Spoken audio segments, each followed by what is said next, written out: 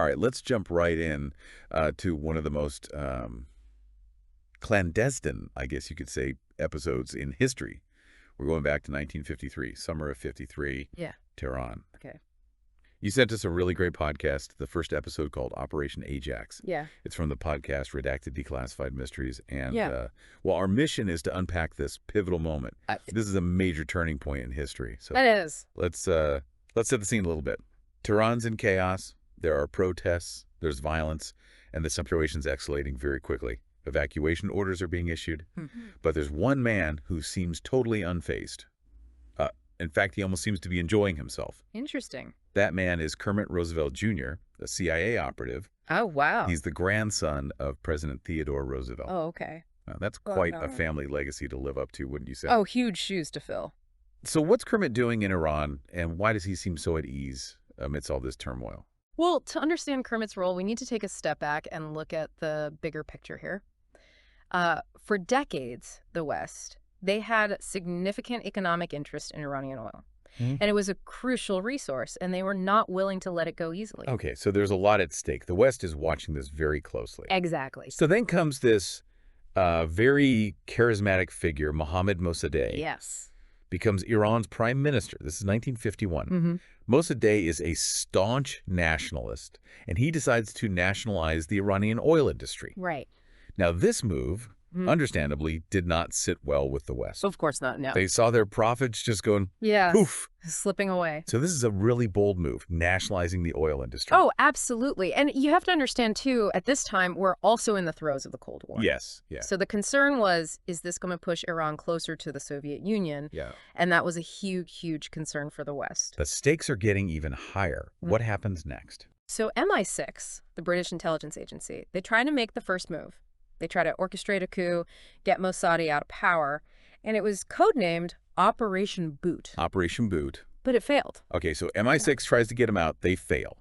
And that's where the CIA and Kermit Roosevelt come in, right? Precisely. Okay, the CIA sees this opportunity Yeah. to protect Western interests. They want to contain this perceived communist threat. Yeah. So they step in. They come up with their own plan, Operation Ajax. That's it. And at the heart of all this is Kermit Roosevelt Jr. He's operating under this alias, James Lockridge. Yeah. Now, you mentioned Kermit's lineage. His grandfather was President Teddy Roosevelt, right? That's correct. Known for his boldness as, a man of action. Do you think that played a role in Kermit's personality and maybe even his approach to this mission? I mean, it's such an interesting question to consider, isn't it? You have to wonder if, if he's carrying the weight of this legacy, the expectation. I'm sure it must influenced him in some way. We don't know. But he's in the midst of this incredibly volatile situation. It's got to be a lot of pressure. And I guess we should just mention Kermit Roosevelt Jr., also an author. And he did go on to write a book. In fact, it was titled Counter-Coup, The Struggle for the Control of Iran. Oh, interesting. So this was something that was obviously on his mind a lot. And he went back and he really thought about it. Well, I mean, this is a major moment in his life. Yeah. And I'm sure it stayed with him for many years. So Kermit arrives in Iran. He's determined to carry out this mission, but how do you even go about overthrowing a government? What was his strategy? Okay. Well, Operation Ajax was complex. It was carefully planned. It was executed in phases. And the first phase focused on really shaping public perception, using propaganda to try to weaken Mossadegh's hold on power. Propaganda. So it's a war of information before it even becomes a physical conflict. That's a great way to put it. Yeah. So Kermit, with the CIA backing him, he manipulates the Iranian press. Yeah. Bribes journalists, plants stories, spreads rumors to discredit Mossadegh. And how effective was all this? Were people buying it? It was surprisingly effective. This is 1953. Right. No internet, no social media. People relied heavily on newspapers, radio for information. Yeah. So if you can control the narrative, you can really influence public opinion. So he's planting these seeds of doubt, creating this atmosphere of distrust towards Mossadegh.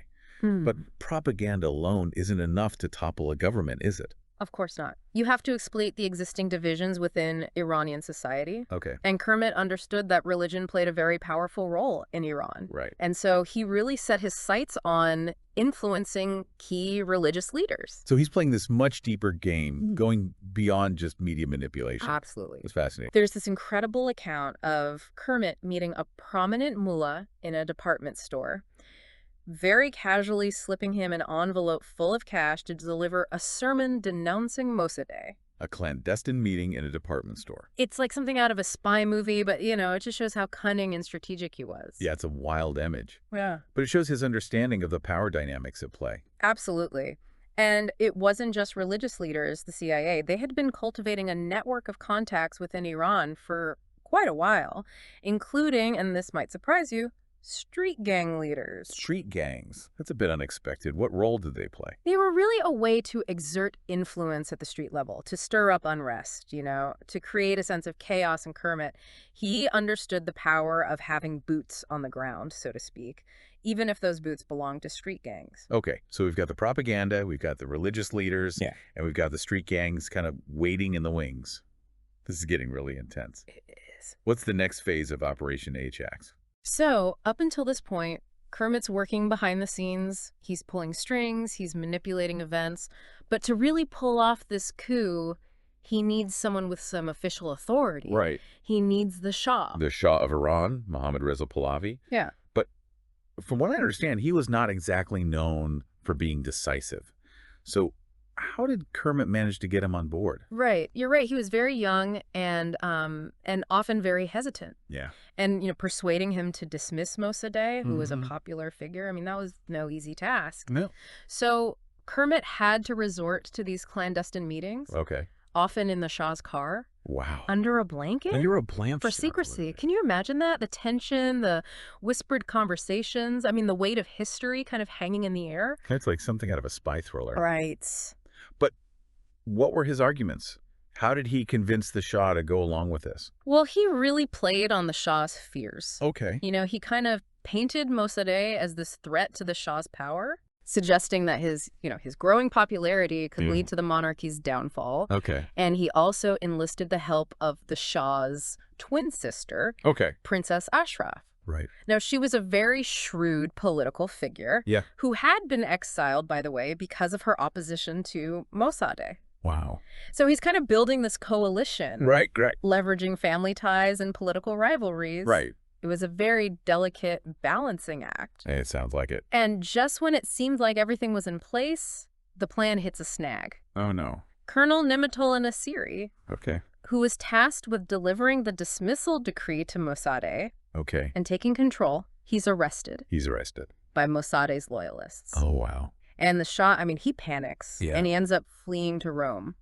Wow. So that's a major setback. Big setback. It seems like Operation Ajax is falling apart. It does. So what happens to Kermit? Does he cut his losses and run? Well, Kermit Roosevelt Jr. is not the kind of man to back down from a challenge. Right. He defies orders to return to Washington. Really?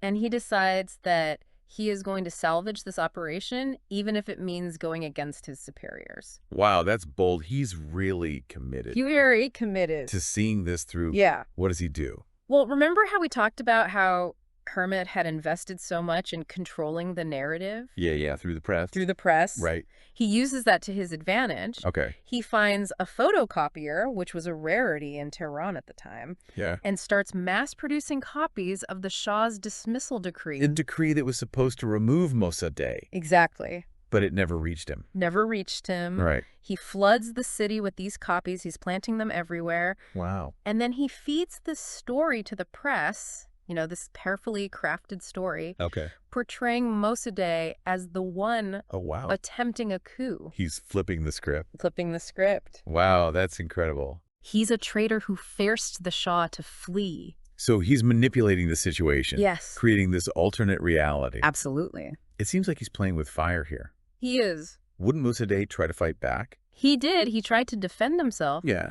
But the damage was already done. Right. The narrative had shifted, but Yeah. Kermit knew that propaganda alone wasn't going to be enough. Right. He needed action. Okay. He needed like a visible show of support for the Shah. Okay, so this is where the street gangs That's right. that we talked about earlier come into play. That's right. They've been lurking in the background. Right. And now it's their time to shine.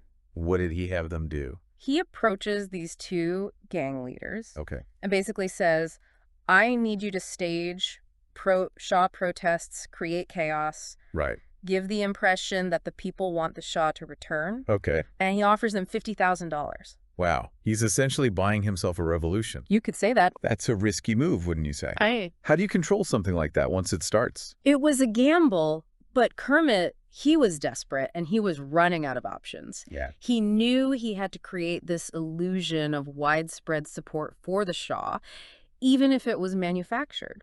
So did it work? It did, but it wasn't exactly a subtle performance. Yeah. Picture this, okay?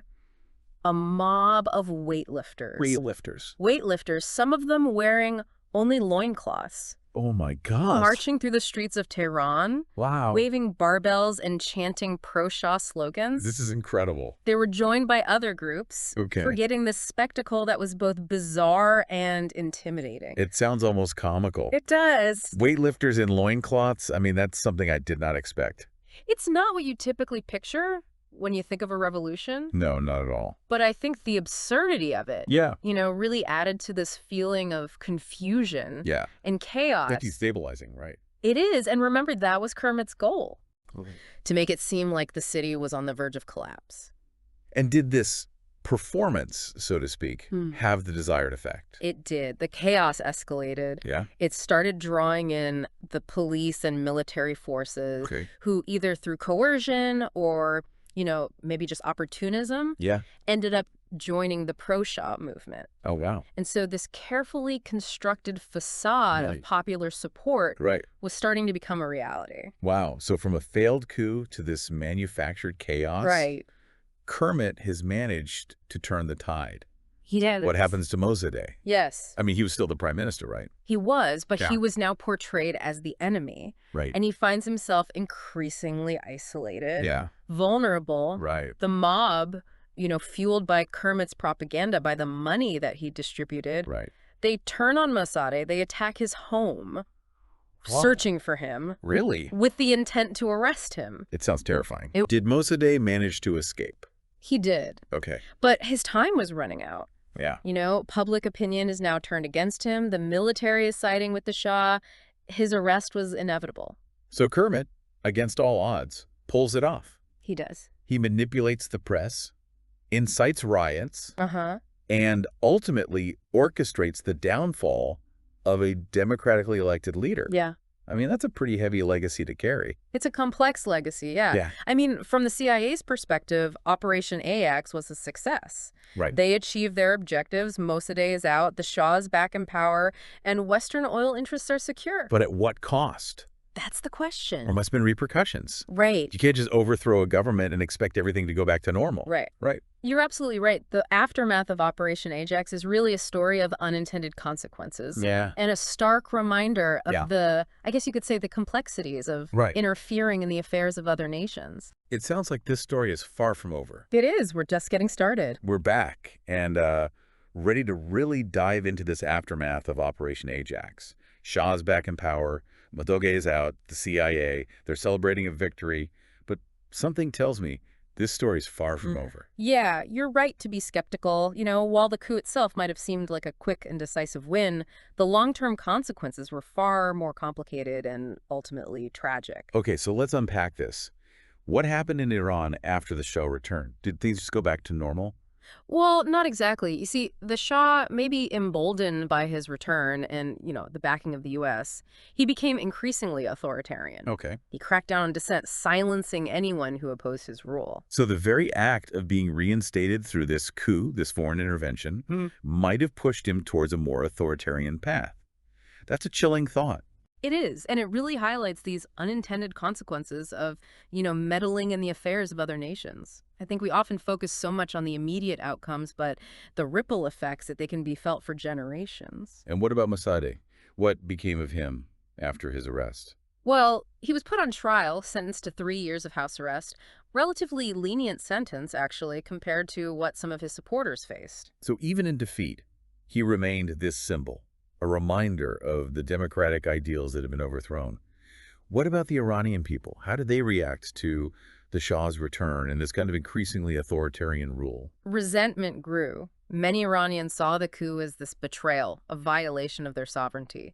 The fact that a foreign power had orchestrated the removal of their democratically elected leader, it left a deep wound. It's a reminder that there are always multiple perspectives, right, on these events. What might have seemed like a victory for the West was experienced as a tragedy by many in Iran. Exactly. And this resentment, this feeling of having been wronged, it simmered for years. It fueled a growing opposition to the Shah and his close ties with the United States. And this ultimately leads to the Iranian Revolution in 1979, right? The Shah's overthrown and the U.S. embassy is seized.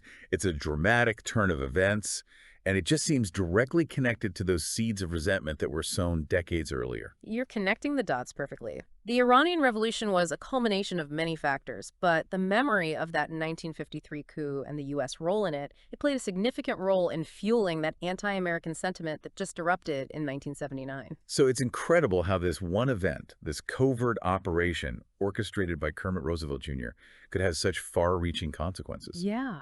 It really underscores the importance of understanding history, of looking beyond those immediate headlines, and, really grappling with the complexities that shape our world. And what about Kermit Roosevelt Jr.? What happened to him after Operation Ajax? He returned to the United States a hero, at least within certain circles. He went on to have a successful career. So he achieved his mission. He was lauded for his actions. He even, went on and wrote a book about it, told his side of the story. Seems like a classic, hero's journey. Well, history is rarely so straightforward. While Kermit might have seen himself as a hero, I think a lot of people in Iran, Yeah. they'd view him very differently. And the long-term consequences of his actions, the rise of authoritarianism, the revolution, the hostage crisis, these are all part of his legacy as well. It's a reminder that actions have consequences, often unintended and, very far-reaching. So what can we learn from this really complex and fascinating story? What should we, the deep divers, take away from all of this? Well, I think Operation Ajax serves as this cautionary tale about the dangers of foreign intervention, the hubris of believing that we can control the destinies of other nations. It's a story about the unintended consequences that can unfold when we prioritize short-term gains over long-term stability. It also reminds us that history is rarely black and white. There are always multiple perspectives, competing narratives, and a human cost that we must acknowledge. Exactly. And I think as we kind of navigate this increasingly complex world, it's essential to be critical thinkers, to Yeah. question the narratives that are presented to us, and to consider the perspectives of everyone involved. Absolutely. Well, this has been your deep dive into Operation Ajax. Hopefully you found it insightful. Keep exploring, keep questioning, and keep diving deep into these events that shape our world. Until next time, stay curious.